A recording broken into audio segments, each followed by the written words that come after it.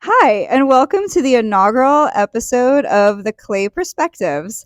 That name might change in the future, but we are a new podcast for Clay County, and we are going to be chatting all things Clay County, left, right, and center. Um, Today, I'm going to be your host. My name is Diana, and here with me, I have Neil and Dylan. Please introduce yourselves. Hello, friends. My name is Neil. Moved down here to Clay County about 7 years ago. Live out in Middleburg, and happy to be here on the inaugural episode. Thank you. Yep. My name's Dylan. I have been here forever, more or less. So it's a little bit different from the moving into Clay County, but happy to be here as well. Wonderful. All right. So today we are going to be discussing coping in a red county. For people, whether they've been here forever or people like me who just moved here for 7 months ago from Broward County, for a very blue area, and now we moved into a very red area. And yeah, we're just going to discuss all things. It's going to be very candid, and we're hope to have a really great time in this discussion. All right. So, how would you guys define a red county? Well, I think there's a lot of ways you could define it. I think based on simple numbers, that's one way to do it. I think that any county in which has a significant percentage of registered Republicans compared to individuals who are not registered with the Republican Party. So, for Clay County, for example, if you look at the numbers, it's about 85,000 individuals who are registered as Republicans. I believe the about 35,000 individuals are registered as Democrats, and an additional 30 to 35,000 are not affiliated with any party. So, the number of registered Republicans outnumbers the number of individuals combined who are not registered with the Republican Party, either Democrats or non-party affiliates. So Okay. just numerically they have significant advantage over other individuals. All right. Yeah, just really succinctly, it's just any county that the Republican Party dominates in. We don't have any representation here in Florida or here in Clay County as Democrats, so I think it definitely counts as a red county here.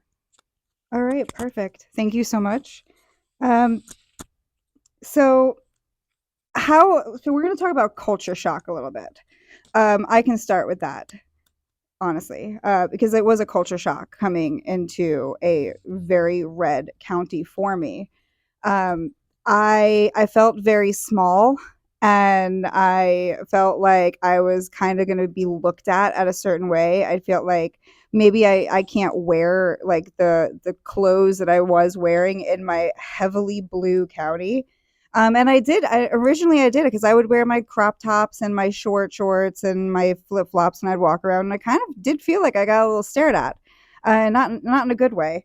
So it's quite different. Also, my feeling on that is the red counties love their strip malls.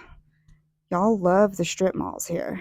I would concur. Yes, I think once you I think it may have something to do with sort of once you get to a more or a less developed area, the areas of commerce have to be somewhat congregated because the population is diffusely spread. So it's not like you can have a store on every street corner the way you could in a more urbanized environment. You kind of have to zone efficiently. And yeah, so yes, I concur that centers of commerce, like strip malls, for example, I think are more common in rural counties. Okay, yeah, I can see that. But you know what I have noticed though, you have to like not judge a book by its cover here, which in a blue county, you really do like judge the book by its cover, because if it's not cute on the outside, nobody's going on the inside. And here, honestly, nothing's cute on the inside or on the outside, but you have to go into the building and like into the stores and see for yourself, because some of these places, some of these local areas, um, and the local businesses, they are so cute on the inside. Like you would have never guessed. Uh, I'd say like I went when we went into green papaya for the first time. I was not ready for how like well done that little restaurant was. Um, yeah, so that's interesting. Sometimes substance over style, right? Substance over style. Yeah. I like that. You got anything to chime in there? Yeah, I mean, as far as like restaurants go, I feel like it's the places that look the dingiest that actually have the best food a lot of the time. But that's just for me coming from here, so maybe it's different down there. Yeah, it is. Seconded. Concur, Dylan. Yeah. Perfect. All right. Now, I'd say like for like the everyday differences, how would you go with like I mean, maybe since you lived here your entire life, you really wouldn't exactly know the everyday differences, but you moved here what, 7 years ago, yeah? Correct. Correct. Yeah. Okay. So, and where did you come from before? So I'm originally from Ohio. If you've heard of Dayton, Ohio specifically, I was born there. I grew up in the suburbs of that area. Did all my schooling there. Was there for about 21 years. Um, for me, politically speaking, I would say that those where I grew up and where I am now is fairly equivalent.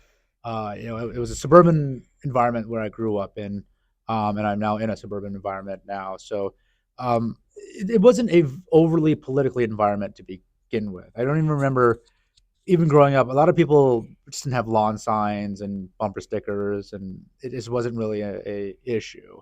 And I think when you kind of live in those type of areas, it's sort of a keep to yourself, do your own thing type of situation. Maybe a lawn sign at most. But in the sort of at a personal level for me, hasn't been really an obvious shift or cultural shock the way that as opposed to what you've experienced. It sounds like for me it's been and I'm not the type of person that wears their politics on their sleeve anyway, so I don't have Me either. yeah bumper stickers or lawn signs. I contribute where I can, I do what I can, but I'm not typically someone who broadcasts what they're doing. I don't even have, for example, a lot of the large social media accounts. So I'm not out there putting my life out there, in that type of capacity. So Okay. How do you feel about like seeing yard signs and flags and like the and church centered community life? Like I know that's honestly kind of normal for you Mhm. again because you grew up here. But what are your feels on that? Yeah, well, I have left the county for vacations and things Oh, like you've that. left the county for Yes, vacations. I Well, have. oh, So, thank God. but yeah, Okay. I've been up north. I've been in other urbanized places in Florida. It is definitely very different. It's um, a lot of places in this county are more rural. You'll see plenty of Confederate flags, all the MAGA signs. Don't tread on me, that kind of thing. It is definitely much more common here, and it can be isolating for sure, which I think we'll get to. Um, but it's just a fact of life here. Okay, yeah, I have noticed that. There is a significantly more. Well, I wouldn't even say that it's significantly more signs than we had down in Broward County. I lived in Pompano Beach. There was plenty of signs, and there was not as many churches though. That's a new thing for me. There's a church on every corner here, and nothing wrong with that. But that was actually a cultural shock for me because there was always like one church, and then there'll be like another church like 5 miles down the road. No, not here, right? No, there's a church on every corner, and I'm like, I feel like, oh, I almost feel kind of judged a little bit because I'm ethnically Jewish, so that I felt like I was like, where's the temple? Do you all have a temple here? But there is one apparently. Yeah, there is in Mandarin. I'm not Oh, joining it though. Okay, perfect. And yeah, feeling isolated though. It is isolating a little bit. Again, like I didn't think that I thought I was going to be the only one here, and I'm happy I found a bunch of people like minded. What's it feel like for you guys? yeah. So I just want to jump off of where you said about how you just found your crowd, basically.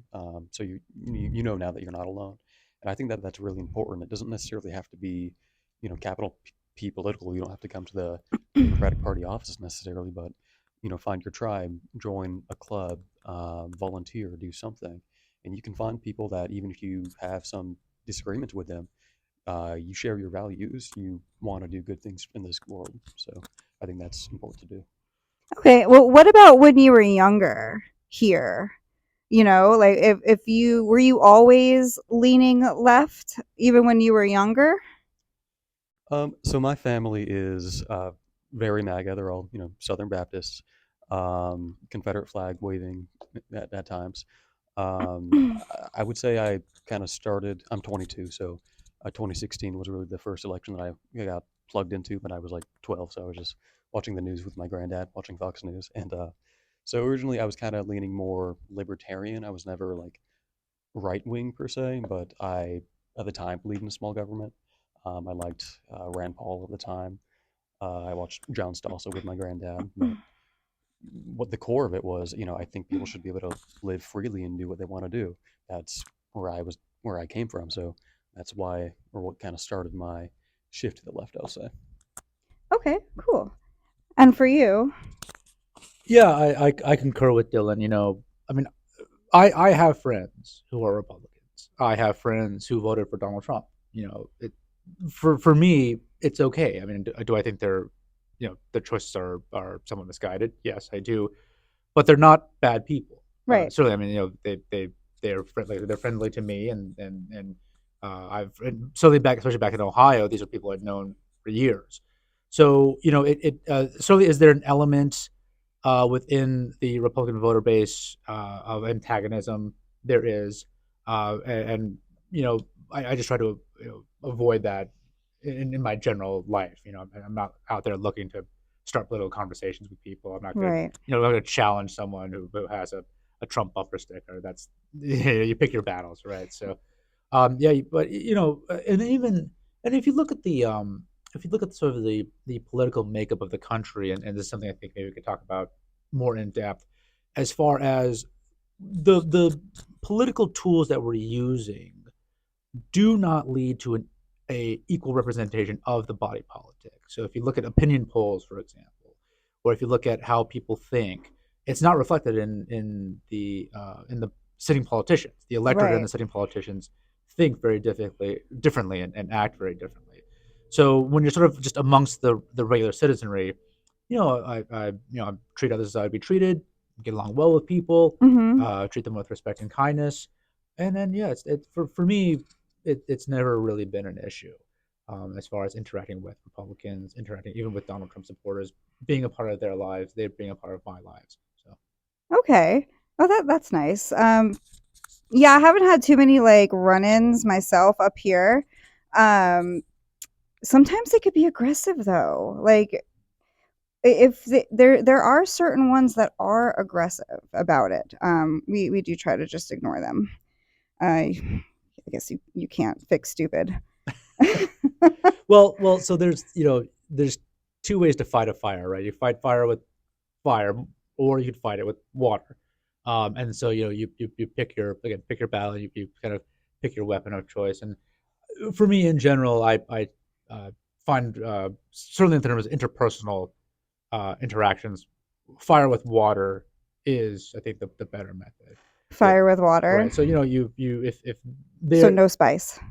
not in that situation. I think there's a time for fire and there's a time for spice, but in terms of if someone is agitated or upset, just in general, it doesn't have to be political. Getting agitated and upset just escalates the situation. So if anyone who's ever worked in customer service, or everyone's ever worked in like retail, or when you have to deal with people, yeah, It's me. Hi, it's me. I'm the problem. It's me. yeah. So it's you don't want to escalate the situation. You want every law enforcement officer I've ever spoken to, every single former security officer, anyone who's ever worked in those types of fields, de-escalation, de-escalation, de-escalation. So just speak in a low tone of voice, maintain eye contact, deflect. Those type of strategies I find to be pretty effective. Okay. Yeah. You got anything to chime in with, Dylan? Yeah, just I agree with what Neil said. I think that if you're coming at someone and you are making it clear to them that you're like the opponent, they're just going to put a wall up. They're going to shut down. They're not going to be receptive to you. But if you can find an in, if you can connect with them like on a real human level, then maybe they won't, change their mind on everything, but they'll start to see you as human, and they're not going to think that you're, we've been called baby killers or various slurs or No, yeah, protests or whatever. that was the baby Um, killer. right. I don't even know how that even. I don't even know why he said that to me. To be honest, that is another story. Breaking the third wall, or fourth wall. I'm not sure what that, whichever one that is. Um, yeah, when I was just because this guy told me I was a baby killer just because he found out that I was a registered Democrat. I I have never once killed a baby, alive or unalive, like, or fetus, not fetus, not once. Um, so I mean, sometimes they just jump to conclusions, and it's hard to be the bigger person sometimes. I mean, I did just laugh in his face because, like, you don't know me, you don't know my life. Um, yeah. So I would say that was probably the correct response in that situation. There's to try to diffuse it with humor. Humor is right, another way yeah, just to laugh at them. yeah, to diffuse. I think I mean there, like I said, if you were in a debate situation, like a formalized debate, for Mm, example, that would be maybe a time to maybe bring a little more fire, because that is, you're trying to argue a point. Then the rhetoric, I think, in certain situations can be a little more forceful. You could be a little more bombastic in those types of situations, or and maybe like a protest situation. There's like I said, certain situations you maybe want to fight fire with a larger fire. Maybe when you're in a court, and you're, you're fighting like an argue a case. I think there are situations where that type of rhetoric is more appropriate. okay, I mean, I'm just always spicy, but Nothing wrong with that. Nothing wrong. To each their own. To each their own. each your own. That's true. All right, now moving right along. The how do you feel about the importance of being visible as a little blue dot in a red county? What are your feelings on that? Like, do you want to, like, do you feel like you want to, like, show who you are a little bit more? Does that make sense? Yeah, I mean, I think it really depends on who you are, first of all, and like what you're willing to do, what your comfort levels are, because, as we've talked about, as we've seen in recent weeks, um, you can get yourself in some real trouble. But that being said, I don't think that we should hide who we are necessarily. Safety, in mind. I'm not really sure how out there you were meaning though. So what are you I'm sorry, say that again. like how out there are you thinking? Like what are you imagining? Oh, I mean, I was just thinking, like, if you some people like to wear, like, their shirts Mhm. that, say certain things. I personally wouldn't wear Mhm. those. There's nothing wrong with wearing that, but I don't have an issue saying out loud that Mhm. I vote Democrat. I mean, even, like, I wasn't always a Democrat though. I was registered independent voter, actually, because my parents both are blue, but they wanted me to register as a Democrat, and I said no. I want to make my own decisions. So I was like, let me go independent first because I don't know where I'm gonna lean. Because a lot of my friends from high school were red. Like, they definitely leaned left. So I mean, leaned right. Mhm. Might be. Um, so I had a lot of influence there, Mhm. and I just wanted to see where I was going to land. And once I decided to register Democrat, I was pretty open about it. But Mhm. again, I was growing up in Broward County, Right. which is totally normal to be blue. So, Yeah. like, red was the minority. But once I moved up here, though, I felt like at first I kind of was a little scared because I didn't want to get, like, my house egged. I don't know, like, whatever people do. Um, but I do feel like we need to be a little bit more out in the open Mhm. in this area for sure. just to be like, hey, we're here. Like there's other people, Mhm. right? Because there might be some people, like you said, like your no party affiliates, Mhm. that they might be afraid to show face. Mhm. But I feel like if you're a little bit more open about that, the ones that are kind of hiding in the corners would be more willing Yeah. to come out, Make it normal. Make it to like make it feel like normal. a Just responsibility normalize to it. them, right? Yeah, exactly. Just normalize it. You got anything to add to that, Neil? Yeah, no, I absolutely concur, and it's something that we do here at the Clay County chapter. So, for example, we've done park cleanups. Mm-hmm. We've done food drives. If you I think if you couch it again situationally, to try to sort of get your name out there, to get the organization out there, if we couch it in like charity work, we do food drives, those type of things, and you sort of the politics is kind of put aside for a little bit and just function more as kind of like a charitable organization, showing the good work we do in the community, showing how it can be a positive benefit to the community.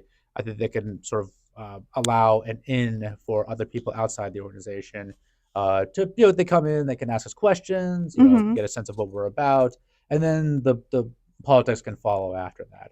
So kind of, I think it sort of depends on how you're putting yourself out there. If it's overtly political, and aggressively political, I think that may put some people off, even Yeah. people who want to be a part of your organization.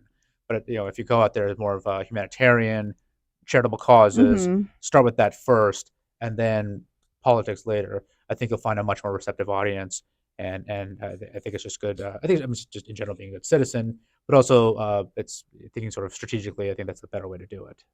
Okay, that's a good answer. I like that. All right. Now it for so we're gonna get to like mental health and emotional health. What? How did you feel? Like, were you like Dylan? Really? How did you feel growing up? I mean, it was extremely isolating. I'm not. I wouldn't exactly call myself a Clinton fan at this point or anything like that. But in I was in middle school at the time, and I uh, voiced my support for Clinton at the time in the 2016 election. Okay. And I had people, say all kinds of shit and excuse me, um, and you know, try to rip off signs or push me or do anything like that. Just like normal kid stuff, but like kind of bullying. It's extremely isolating. Especially as a queer person. I'm sure you guys could touch on this being people of color or ethnically Jewish. It can be a real challenge. Um, I don't really know how I'll say I'll cope. I wasn't a happy teenager, but You weren't a happy who is? teenager? Yeah, no, but who is? Oh, that's a good question. Who is? We all had an emo phase, Yeah, right? right. It wasn't a phase, Mom. How do you feel? Were you? Did Well, you? yeah, I think it can be absolutely isolating. For myself, I think my tack was to be a little more subversive, and in the sense that, for example, even though I think I've most of my since I've been politically sort of aware, I've been a pretty politically progressive person. So voting wise, between the two parties, the Democratic Party, in my eyes, is the more progressive of the two parties. I've always voted in that direction. Mm-hmm. Except, funny enough, in 2012, I registered. I had to, at the time, Ohio is a semi-closed primary state. So I registered as a Republican to vote for Ron Paul, Representative Ron Paul from Okay. Texas, because I liked some of his ideas, specifically on the drug war and the military-industrial complex. And it didn't, it's not in Ohio. It's not especially salient which party you're registered with, because again it's semi-open primaries. So I thought, well, why not, and why not put that vote out there, and then I later re-registered back for the Democratic Party for the 2016 primaries. But what I found was that rather than sort of just being of one political thought process, you can say, well, look, you talk about the small government libertarian sort of element of the Republican Party. I concur with a lot of their views. So that's kind of an in that you have common ground, right? You try to Mhm. find a common ground. So let's talk about Ron Paul. Let's talk about the drug war. Let's talk about the military-industrial complex, the prison-industrial complex, civil liberties. When you do it that way, I think you'll find a lot of common ground, common allies. So it can kind of you can kind of avoid the feelings of isolationism. Now, if you talk to me about things like, uh, you know, uh, uh, abortion, lesbian, gay, bisexual, transgender issues, we could talk about that as well. But that's not what I lead with, because if you lead with that, I think depending on who you're talking to, it's more likely you may find some antagonism there. So you kind of Mhm. try to find, so where you should kind of see, if I'm starting the conversation, where's the common ground? We're going to start Right. with that first, and start with that, and then we can talk about other issues. And so that way you can kind of, you don't feel as isolated if you know that you at least you share some ideologies with Mhm. your fellow citizens. Okay. So, but you didn't. So, you didn't really like this. Didn't really affect like your mental health when you were younger. Thankfully, no. Thankfully, I think part of it had to do with, although I was like I said, it was more of a suburban county. It was not a metropolitan county. So in Dayton, the county was Montgomery. So that's the metropolitan county. We were Okay. one county adjacent, kind of like I've Clay. never been to Ohio. Yeah, well, it goes similar to Clay Duval, right? Duval is the metropolitan county. It has Mhm. Jacksonville, and then you're one county over. And even where I'm living now, it's a bit more developed, and where I was living in Ohio, it was a bit more developed. It was more of like let's say upper middle class suburban area. So it wasn't like a really rural agrarian area where I think I would have probably encountered a lot more people who didn't feel as I feel. Okay. There was a fair amount of ethnic variety at my school. There was a fair amount. I don't know if we actually had a. Oh, I think we did. I think I remember not the year, but there was actually like a lesbian, gay, bisexual, transgender club Just organization. one. Just yeah, one One. club. But yeah, I mean, there was there. I mean, there were openly gay students and openly bisexual. I don't think. Gosh, I don't think we had any openly trans students that I was aware of. But I mean, they were not intimidated. There was never, that's the best of my knowledge, there was never an incident of someone was like attacked or assaulted. And they were openly gay. They were openly gay, and people knew. So I think that was also part of it, is that where I grew up, it was a little more of kind of a mix politically. So Okay, that's cool. So my question now, to bring that up, does Clay County have a gay community or like a gayborhood? No. Does Jacksonville have a gayborhood? So as far as I know, Clay County does not have anything like that. In Jacksonville, they kind of do. It's a little more like unofficial, but I think Murray Hill, the Murray whole Hill. Jacks Riverside area, Okay. that's where they would tend to be. Okay, cool. Is there any bars or any places that you know in Clay County though? You said you were queer yourself. So any place that you know in Clay County that is I like friendly like that? friendly, yeah. Like there's plenty Like of places that you can flags? go to that'll have like this is a safe space, a little I heart saw or whatever. leaderboard. Yep, leaderboard. They're an example. But like no like gay bar TM No, kind of no, things. That's not. quote unquote. Yeah, Okay. right. Again, we came from Broward County. We had Wilton Manors, which is basically like Fort Lauderdale's version of Key West, okay. right? Really fun, lots of funsies. I loved going to Wilton Manors when we lived there. Um, okay, yeah, because I was looking for like little like places like that here. When yeah, no, no, not really. Maybe one day. What do you think? Is it moving in the right direction Yeah, for that? I think it's doable for sure. I know that one of our, not a member, but a volunteer, or one of our volunteers, she comes to protest a lot. She's from New York City. Yeah. She had a bar, or she was a bartender. She owned her own bar. She was thinking about trying to open up something in Orange Park, maybe like an actual gay bar. So Oh, do it's you a think possibility. I think there would be a crowd, or not crowd, there would be an audience for it, I'll say, but it there's just an hasn't audience? happened You yet. think that the like the Clay County government system would care about that? There would be some people talking. and saying some things that we don't like to hear for sure. But I don't think that they would go so far necessarily as to stop us, or maybe they would try, but I don't think that they would be super successful Not super because successful. it's a private business. So So I know in Clay County there's a few different cities or towns. yeah, Um, where do you think that would be placed? Where do you think that would be? Where in Clay County would be the best? Orange Park?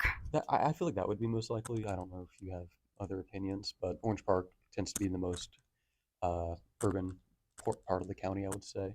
Maybe in Fleming, but I don't. I feel like that's a little bit more suburban, so I'm not sure what else it would be other than Orange Park myself. What do you think, Neil? Yeah, I mean, I guess I'm not. Although I support the lesbian, gay, bisexual, transgender community, I'm not directly. I'm not queer, so tough for me to say. I guess Orange Park, Fleming Island, probably would be the most receptive to that type of venue. Okay. But yeah, it's not something I've really considered. For what it's worth, if you are interested, in Duval County, Hardwicks is a lesbian, Hardwicks. gay, bisexual, transgender. You know, me and my husband, we went there. We Oh, just walked in there. yeah. We were doing something in downtown, and we're like, oh gosh, like we just like, wait, was it Hardwicks? Now I'm second guessing myself if that was Hardwicks.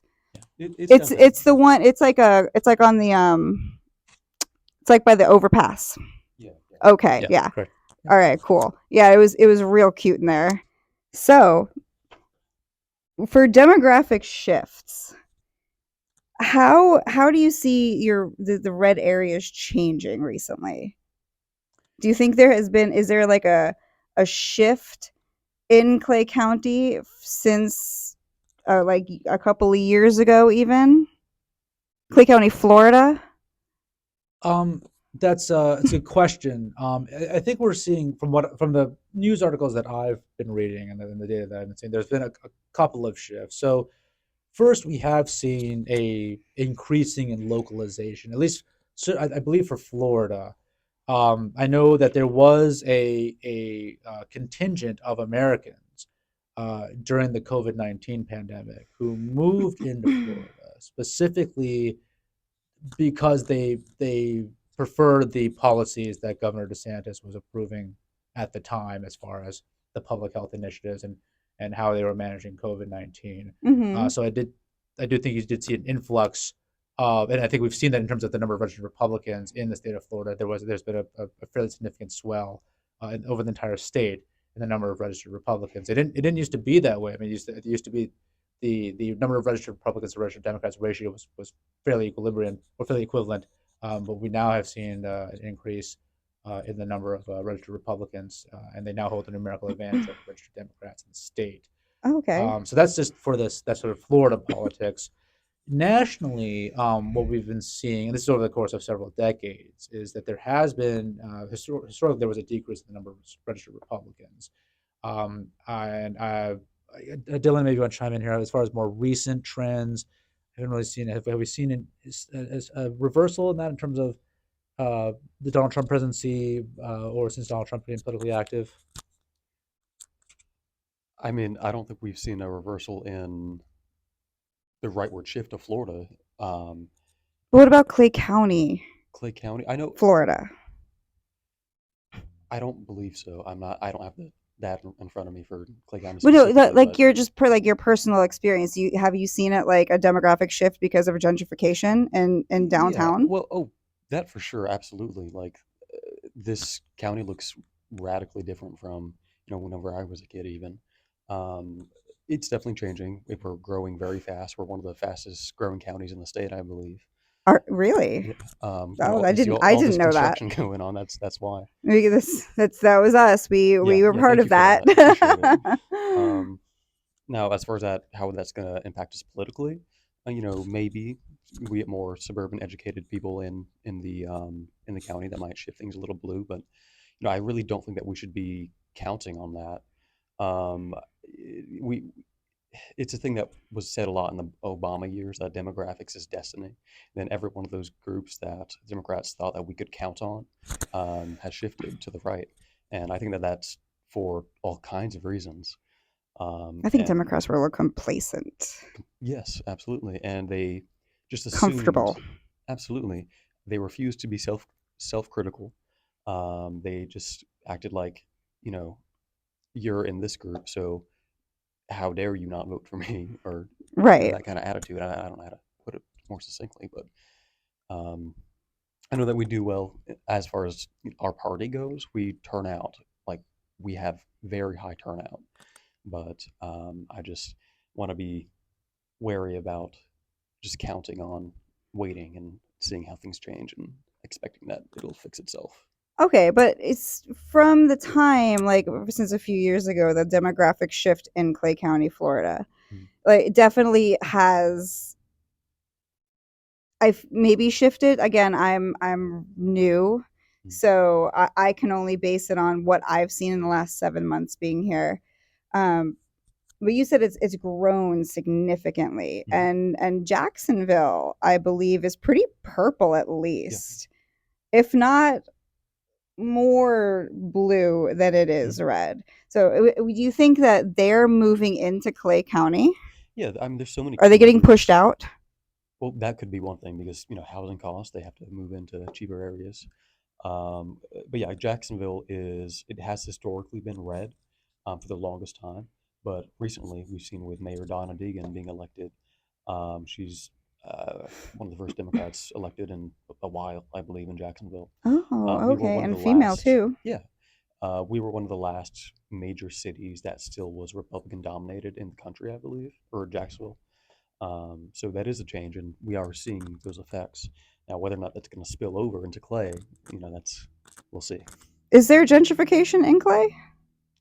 Uh, I I, mean, kind of, sort of. What do you think? Like, you don't think so that much? well, okay, so I'm not going to say that there's not gentrification. Um, it's just I wouldn't say that it's to the same extent. I will say that there is an issue with the types of developers that we have. If you look at all the houses that are popping up right now, they're all just builder grade boxes that Mm-hmm. are 400, $500,000, and HOA they're fees. crap. Like they fall apart the second you move into them. Um, I'm didn't do my homework, so I don't have all the information for you, but That's okay. I think that we can improve there for sure and both stop the greedy not excuse me, stop greedy developers while at the same time um, making clay more affordable and stopping prices from rising. Okay, got anything to chime in there? No, I concur with Dylan. I've been here for 7 years, so not a terribly long time. But in speaking with a lot of longtime residents, they concur that certainly, Clay County used to be very, very, very underdeveloped, rural, Great. Okay. and within the past 10 to 20 years, it has expanded rapidly, it's developed rapidly, and they're anticipating further development. I think that the 2020 census, the projection from 2020 to 2030 was that Clay County was going to add 100,000 people in 10 years. Wow. Yeah, because I think for several factors that we mentioned first, I think one of the for Duval County, which is one county adjacent, the do you know where people who are immigrating into Duval County? What's the number one spot that they're coming from? What's the number one Yeah, spot they're coming from? and you Going to right. Duval. So people who are moving into Duval, Duval, right? right, right. Is that how you say that? Well, I mean, it depends. Yeah. It depends on where you are. But it's actually Miami-Dade County.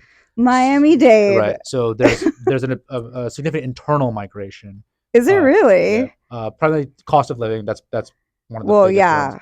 yeah. Yes, Um, can confirm. right. So we're seeing an influx of people into Northeast Florida in general. So Duval County, Clay County, Nassau County, St. Johns County, all those counties are expanding rapidly, and then Hmm. I'm sure you're going to see, yeah, part of it is sort of a bleed out, people moving from the more urbanized areas, which maybe not be as affordable, into more suburban and rural areas, which are more affordable.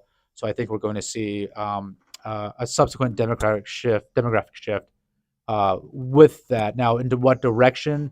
It's kind of difficult to say. As Dylan noted, you can't really predict the future, and sometimes you look at a demographic or a particular group, you think they're going to vote one way, and then they may or may not. As of right now, if I had to put my crystal ball and try to look in the future, I think we may see an increase in Democratic registration here in Clay County because one of the biggest dividing line right now between Democrats and Republicans is, I believe, educational attainment. Like that is the number one predictor of whether or not, even beyond ethnicity, even beyond, or, like place of birth or what have you, religion, right? Like that educational attainment is the one of the biggest dividing lines. So typically, if you're thinking of people moving into an area, it's probably people who can afford to, right, Right. and who have the presumably having advanced degrees and are in a higher earning strata. Mm-hmm. So they're the ones that are going to be moving in. So again, presumably, if you're looking at the current political headwinds, those people are much more likely to register the Democratic Party. Now, that being said, as previously stated, there's more than 50,000. The Republican Party here in Cleveland has a 50,000 registration advantage over Democrats. It's a big. That's a so That's a big gap. Right. So, as far as changing the actual political makeup, I think that, and there's gonna be some other type of factors that come into play. I think it can be done, but I don't think we could simply kind of, well, gosh, if we get people moving in, we'll catch up within the next 5 to 10 years. I don't think that's feasible.